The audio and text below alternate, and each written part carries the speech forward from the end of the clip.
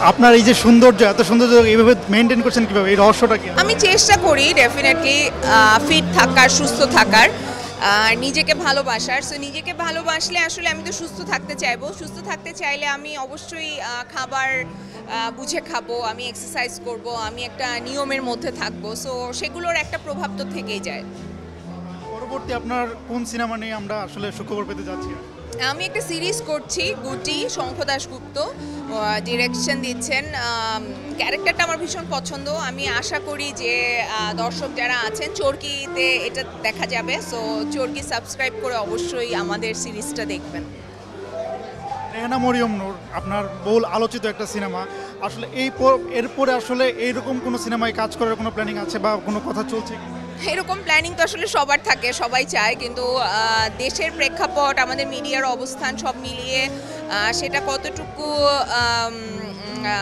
কি বলবো, মানে আসলে হওয়ার মতো সুযোগ আছে সেটার অনেক প্রশ্ন আছে। বাট আমি আশাবাদী, আমি মনে করি রেহানা দিয়ে মাত্র শুরু।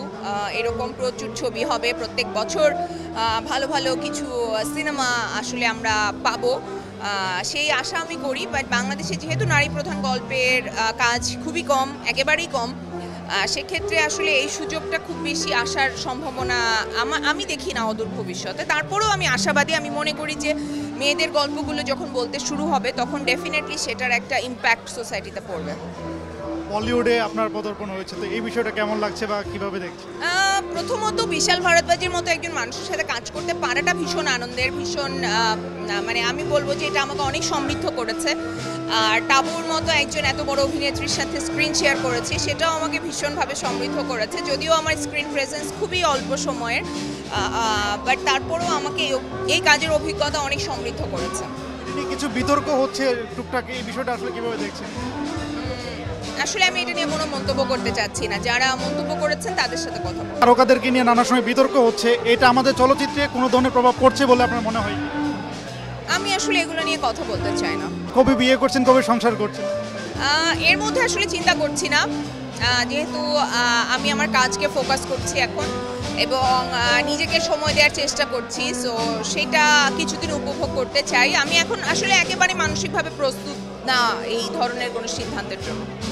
আপনার মেয়ে এখন কোন ক্লাসে পড়ছে বা তার আসলে অভিনয়ের প্রতি কোনো আগ্রহ আছে কি? ওর ক্লাস 4-এ পড়ে, আমার সমান হয়ে গেছে, আমার কাপড় পরছে সে এখন। সো এটা একটা অন্যরকম জার্নি যেটার ভিতর দিয়ে আমি যাচ্ছি। এই তো একটা বিষয় একটু জানতে চাচ্ছিলাম যে আমাদের দেশে, আমাদের সমাজে প্রেক্ষাপটে একজন সিঙ্গেল মাদার হিসেবে এই জার্নিটা আসলে কতটুকু স্ট্রাগলের বা কতটুকু আসলে আপনি কিভাবে? ভয়ঙ্কর খারাপ, কিন্তু সেটা নিয়ে এখন আসলে ডিটেইলি কিছু বলতে চাচ্ছি না। সেই জায়গাটা যারা আসলে এটা ফেস করেন তারা সবাই জানেন আমি কি বোঝাতে চাচ্ছি। সেটা আমার ক্ষেত্রেও প্রযোজ্য, আমার সাথেও ভয়ঙ্কর খারাপ জিনিসগুলোই হয়, আমার মেয়ের সাথেও।